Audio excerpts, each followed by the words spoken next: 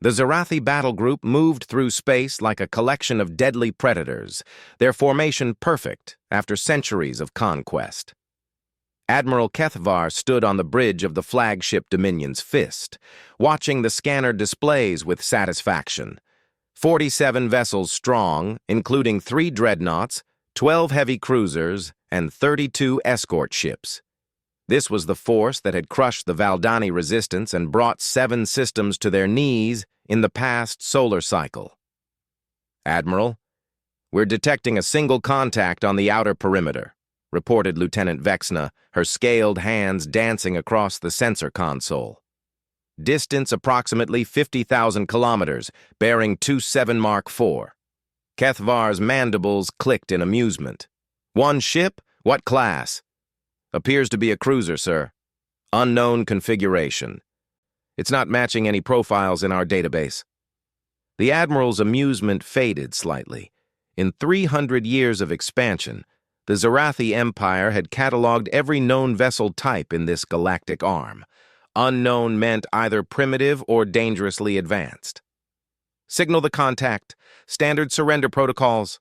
The communication officer, a young Zarathi with nervous, twitching antennae, worked his console. Sir, we're receiving a response. Audio only, translated through universal protocols. Put it through. A human voice, calm and measured, filled the bridge. This is Captain Sarah Chen of the UES Retribution. You have entered human territorial space. Turn around and leave immediately, or face the consequences. The bridge erupted in clicks and chittering laughter. Kethvar had to steady himself against his command chair. Human? He'd heard rumors of these bipedal mammals from the outer rim, but they were considered primitive, barely achieving faster-than-light travel according to intelligence reports. Captain Chen, Kethvar spoke into the communicator, his voice dripping with condescension. I am Admiral Kethvar of the Zarathi Imperial Navy. You are facing 47 warships with enough firepower to glass a planet. I suggest you power down your weapons and prepare to be boarded. A pause.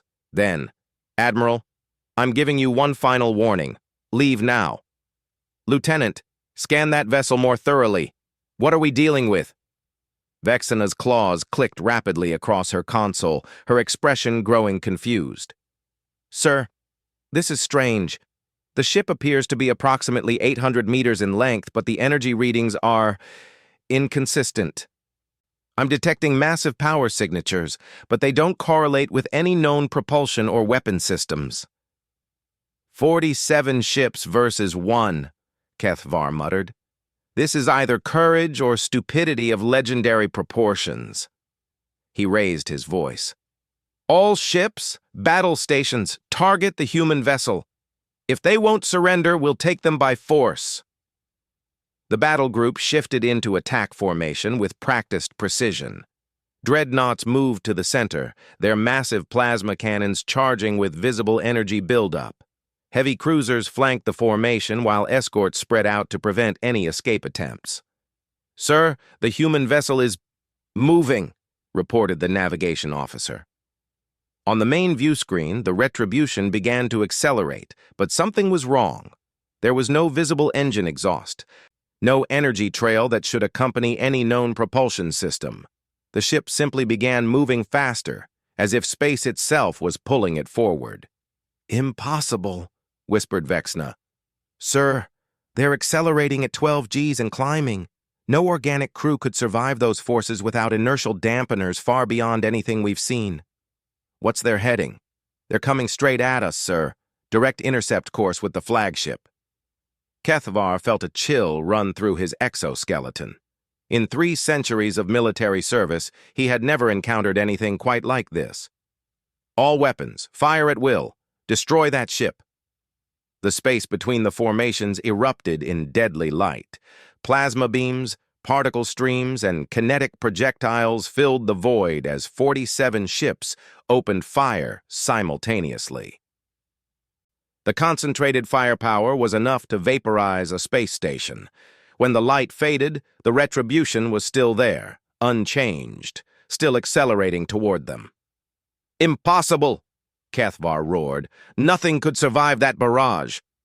"Sir," Vexana's voice was barely a whisper, "I'm not detecting any impact signatures on their hull. The weapons, they didn't hit the target." "What do you mean they didn't hit? We fired everything we had." "The shots passed through empty space, sir, as if the ship wasn't there, but it is there. Visual confirmation, mass detection, everything says it's real." The human vessel was now 50 kilometers away and closing fast. On the view screen, they could see it clearly, sleek, angular, with unusual geometric patterns along its hull that seemed to shift and bend light around them. "Admiral," the communication officer called out, "we're receiving another transmission from the human ship." "Put it through." Captain Chen's voice came through again, still calm, but with an edge of warning. "Admiral, you've made your choice. I'm sorry it had to come to this." The Retribution was now less than 10 kilometers away from the flagship when something extraordinary happened. The ship seemed to split into multiple versions of itself, each one targeting a different vessel in the Zarathi formation.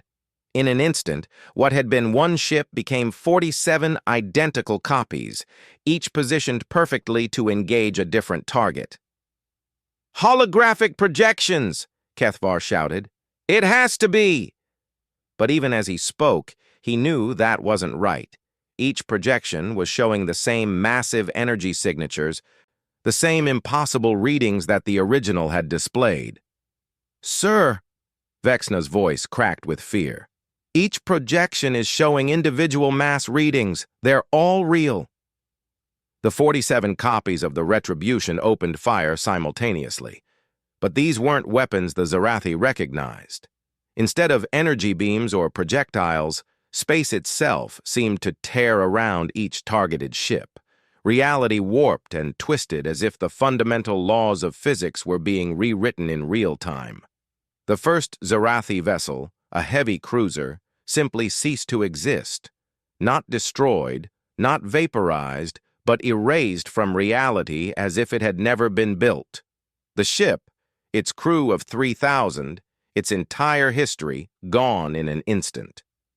"What in the name of the Empire was that?" Cathvar demanded, but his crew had no answers. A second ship vanished, then a third. The human weapons seemed to ignore shields, armor, and every defense the Zarathi had developed over centuries of warfare. Each shot was precise, clinical, and absolutely final. "All ships, emergency jump!" Cathvar commanded. "Retreat immediately!" But as the remaining ships began to charge their faster-than-light drives, they discovered something terrifying. Space around them had become sticky. Their jump drives engaged, but nothing happened. They were trapped in normal space, unable to escape whatever force was holding them. "Sir, jump drives are non-functional. We're detecting massive gravitational anomalies throughout the engagement area. It's as if something is preventing faster-than-light travel." The copies of the Retribution continued their methodical destruction. Ship after ship winked out of existence, their crews never knowing what hit them. The Zarathi weapons were useless, their shields meaningless, their superior numbers an irrelevance in the face of technology that operated by completely different rules. Within 10 minutes, 37 ships had been erased from reality. Only the flagship and 9 escort vessels remained, trapped in normal space, watching their battle group die around them. "Admiral," came Captain Chen's voice again, "I'm prepared to offer you a choice. Surrender now, and the remaining ships will be spared. Continue to fight, and they will share the same fate as your fleet." Cathvar stared at the tactical display, watching the last of his escorts vanish into nothingness. The most powerful battle group in the Zarathi Navy, reduced to a single dreadnought in minutes by one human ship that defied everything they knew about space warfare. "How?" he whispered into the communicator. "How is this possible?" "Admiral?" Chen's voice carried a note of genuine sadness. "Humanity has been preparing for this moment for longer than your species has existed. We've had time to develop technologies that your empire can't even comprehend. This doesn't have to be a massacre." Kethvar looked around his bridge. His crew stared back at him with fear in their compound eyes. These were warriors who had conquered star systems, but they had never faced anything like this. "What do you want?" he asked finally. "I want you to go home, Admiral. I want you to tell your superiors exactly what happened here. Tell them that humanity is not the primitive species your intelligence reports claimed. Tell them that we've been watching, waiting, and preparing. Most importantly, tell them that this is their only warning." The copies of the Retribution began to merge back into a single vessel, the quantum manipulation technology that had created them reversing its process. The human ship positioned itself directly in front of the Zerathi flagship, close enough that Kethvar could see details on its hull. "Your jump drives will be functional again in 1 hour," Chen continued. "Use that time to think about what you've witnessed here. The age of easy conquest is over, Admiral. The galaxy just changed forever." As if to demonstrate the point, the Retribution simply vanished. Not jumped to faster than light, not cloaked, but ceased to be visible while still registering on every sensor. The ship was there and not there simultaneously, a reminder that human technology operated by rules the Zerathi had never encountered. Kethvar slumped in his command chair, staring at the empty space where 36 ships had been destroyed in a matter of minutes. In his long military career, he had been part of many victories, had witnessed the technological superiority of the Zerathi Empire, demonstrated time and again. Today, he learned what it felt like to be on the other side. The emergency session of the Zerathi High Command convened within 18 hours of Admiral Kethvar's return to Imperial space. The massive chamber on the capital world of Zerath Prime had witnessed many war councils over the centuries, but never one quite like this. High Admiral Zextoth, Supreme Commander of all Imperial forces, stood before the assembled military leadership with Kethvar's report displayed on holographic screens throughout the chamber. The surviving admiral sat at the center of the room, his mandibles clicking nervously as hundreds of compound eyes focused on him. 36 ships, Zextoth's voice echoed through the chamber, each word dripping with disbelief. "You're telling this council that 36 ships of the line, including 2 dreadnoughts and 11 heavy cruisers, were destroyed by a single human vessel?" "Yes, High Admiral," Kethvar replied, his voice steady despite the shame burning in his chest. "The weapons they used operated on principles we don't understand.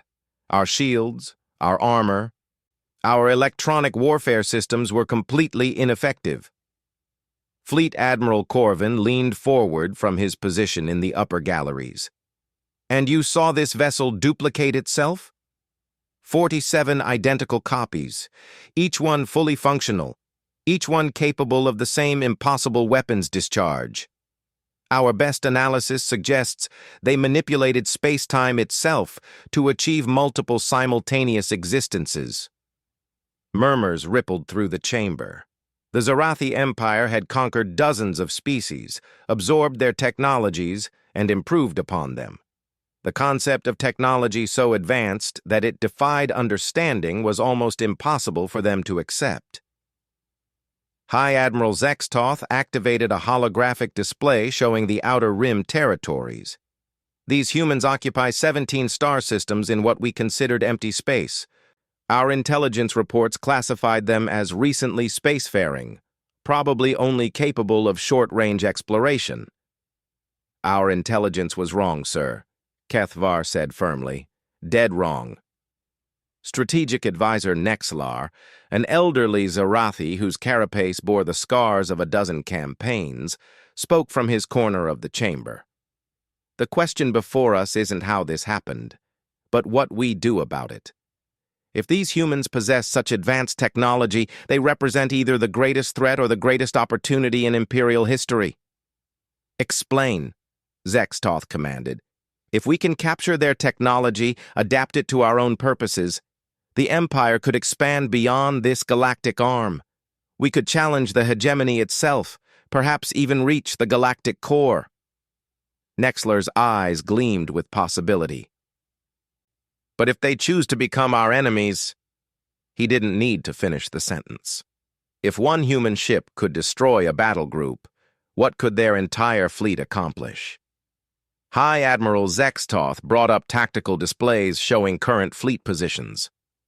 We have 300 battle groups spread across Imperial space. If we concentrate our forces, bring together our most advanced vessels. With respect, sir, Admiral Kethvar interrupted. I don't think you understand what we faced out there. Numbers won't matter. Conventional tactics won't matter. They erased ships from existence, not destroyed them. There's a difference. Admiral Veltar, commander of the Third Fleet, stood from her position. You're suggesting we surrender to a species we've never heard of based on one encounter? I'm suggesting we approach them very carefully, Kethvar replied. The human Captain Chen gave us a warning. She could have destroyed my flagship along with the rest of the battle group, but she chose not to. That suggests they're not simply aggressive conquerors. Strategic Advisor Nexlar nodded slowly. Intelligence reports from the Outer Rim have mentioned human merchant vessels, diplomatic contacts with minor species. If they were purely militaristic, they would have revealed themselves before now. High Admiral Zextoth studied the tactical displays, his mind racing through possibilities. The Zarathi Empire had built its power on technological superiority and overwhelming force. The idea that another species possessed technology so far beyond their own was difficult to process.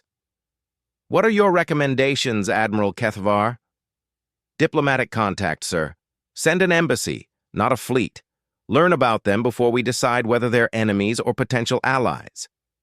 And if they refuse diplomacy? Kethvar thought about the calm voice of Captain Chen, the precision of the attack, the mercy shown to the survivors. Then we'd better hope they continue to show the restraint they demonstrated with my battle group. Meanwhile, in a completely different part of the galaxy, news of the encounter was spreading through unofficial channels.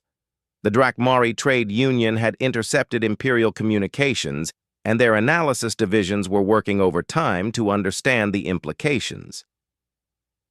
Trademaster Ilix reviewed the decoded transmissions with growing excitement.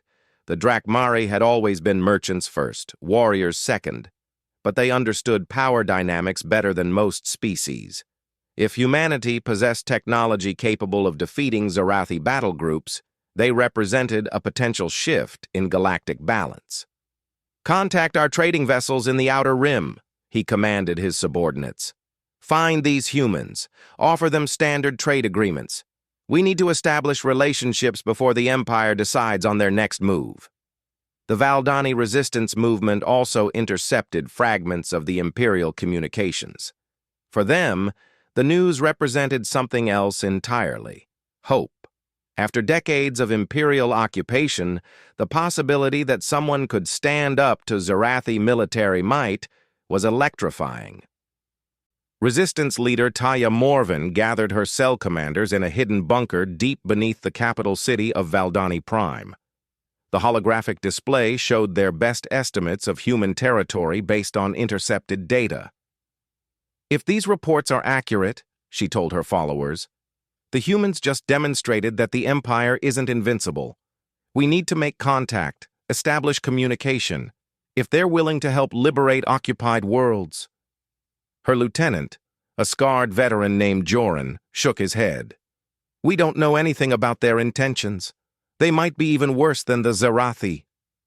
They showed mercy to Imperial survivors, Taya replied. When has the Empire ever shown mercy to anyone? Back in Imperial space, High Admiral Zextoth made his decision. We'll pursue a two-pronged approach. Admiral Kethvar will lead a small diplomatic mission to establish contact with human leadership. Meanwhile, Fleet Admiral Corvin will begin concentrating our most advanced vessels into a rapid response force. And if the diplomatic mission fails? Corvin asked. Then we hope our rapid response force is fast enough to escape. 3 days later, Admiral Kethvar departed Imperial space with a single diplomatic vessel and a small escort. His mission: find humanity's government and determine whether the galaxy was about to witness the rise of a new galactic power or the end of the Zarathi Empire. As his ship jumped to faster-than-light travel, heading toward human space, Kethvar couldn't shake the memory of Captain Chen's words. The age of easy conquest is over. Across the galaxy, species that had never heard of humanity began to prepare for a new reality. Trade routes shifted as merchants sought new opportunities. Resistance movements made plans for possible liberation. The established powers started calculating whether these newcomers represented opportunity or existential threat. And in human space, Captain Sarah Chen filed her mission report and prepared the retribution for its next patrol. She had fired the first shots in what might become a galactic war, but she had also sent a message that the galaxy was no longer the exclusive playground of the ancient empires. The balance of power that had existed for thousands of years was about to change forever, and it had all started with a single human cruiser that refused to back down. Admiral Kethvar's diplomatic mission arrived at the edge of human space exactly 72 hours after his defeat. His small fleet, consisting of his flagship and 3 escort vessels, moved cautiously through the outer system that intelligence had identified as a major human colony. What they found defied every assumption the Zarathi had made about human capabilities. The system contained not just one inhabited world, but 7 planets with clear signs of massive terraforming projects. Artificial rings surrounded 3 of the worlds, and the space between planets was filled with structures that didn't match any known architectural principles. Most disturbing of all, there were hundreds of ships moving between the planets, each one displaying the same impossible energy signatures as the Retribution. "Sir," reported his sensor operator, "I'm detecting at least 300 vessels in this system alone, ranging from what appear to be merchant ships to vessels larger than our dreadnoughts." Kethvar studied the displays with growing unease. The Zarathi Empire had intelligence on every major spacefaring civilization in this galactic arm. How had they completely missed a species with this level of infrastructure? "Admiral, we're being hailed," announced the communications officer. "Put it through." A human voice, different from Captain Chen but equally calm, filled the bridge. "This is Harbor Control for the Sol Gamma system. Please identify yourselves and state your purpose." "This is Admiral Kethvar of the Zarathi Imperial Navy, requesting diplomatic audience with human leadership." A pause. "Admiral Kethvar, we've been expecting you." "Please follow the navigation beacons to Station Harmony. Ambassador Williams is waiting to meet with you." Navigation beacons appeared on their screens, leading them toward one of the artificial ring structures around the 3rd planet. As they approached, Kethvar realized the scale was even more massive than they had initially believed. The station was easily 50 kilometers in diameter, with docking facilities that could accommodate vessels of any size. "Admiral," his navigation officer whispered, "the construction techniques used here are beyond anything in our database. Look at the structural integrity, the power distribution systems. This isn't just advanced, it's operating on completely different engineering principles." They docked at a section of the station clearly designed for alien visitors, and Kethvar was escorted by a small group of humans through corridors that seemed to shift and adapt around them. The walls displayed views of space that changed based on viewing angle, and the floors somehow provided perfect traction regardless of the visitor's physiology.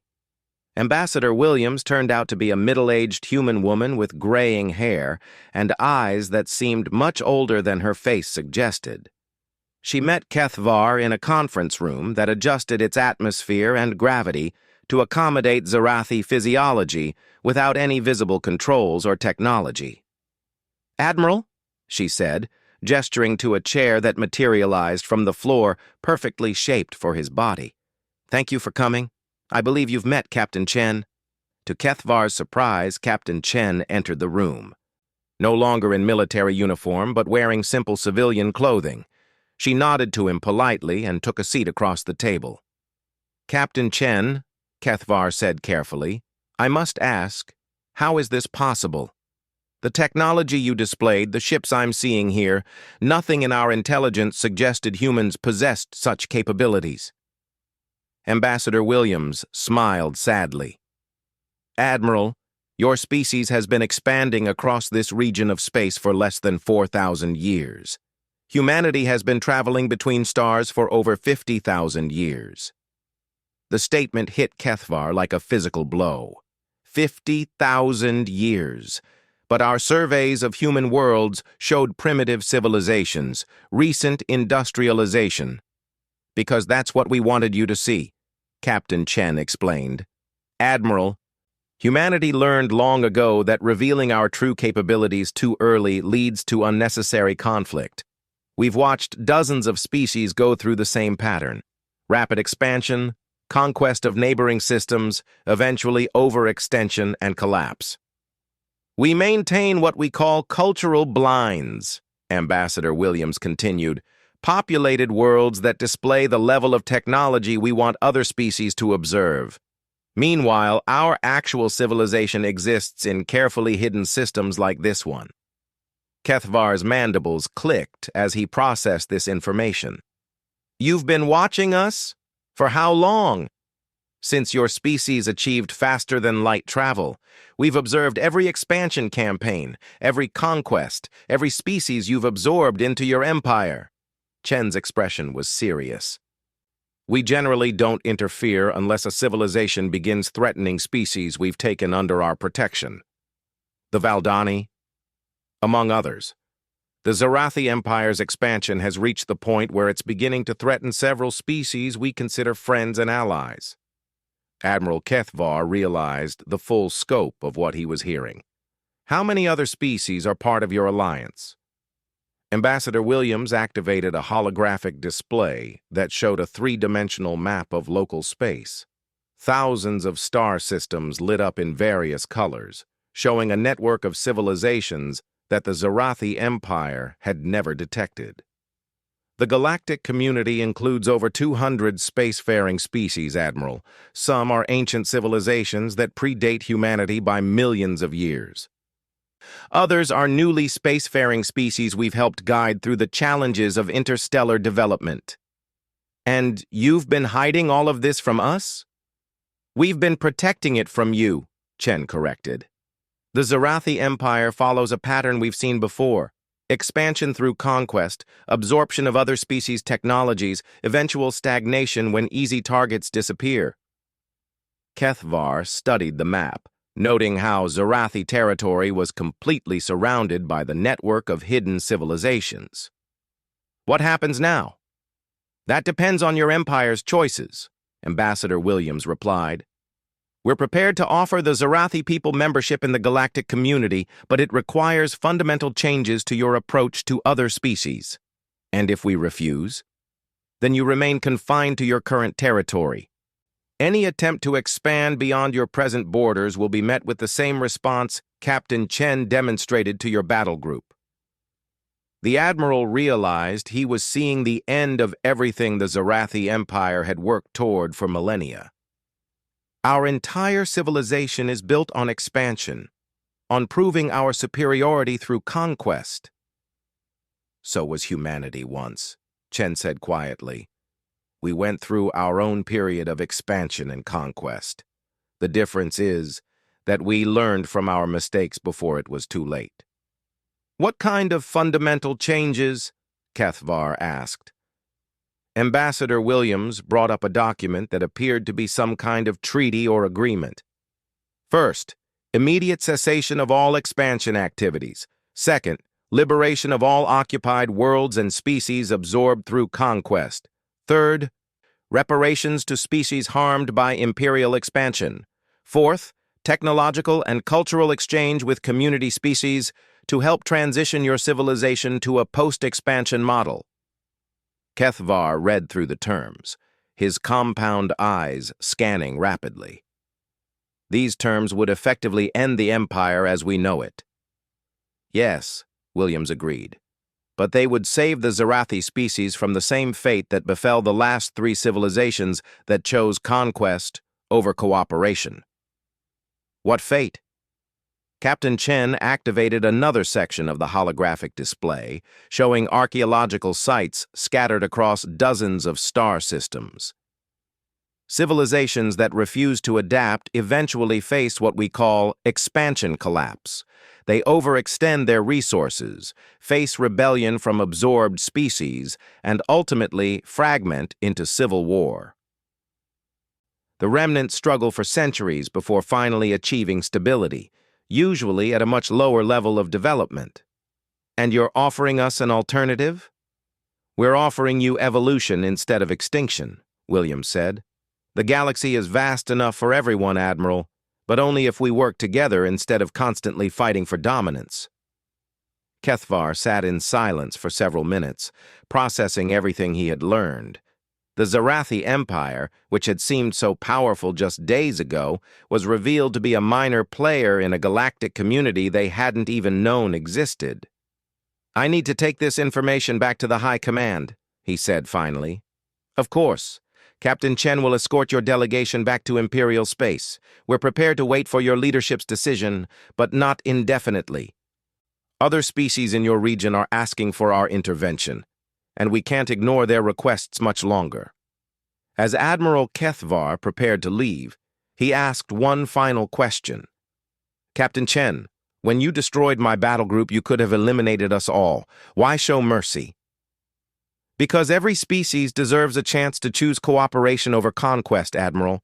We're hoping the Zarathi Empire will make the right choice." The journey back to Imperial space gave Kethvar time to prepare his report, knowing it would change his civilization forever.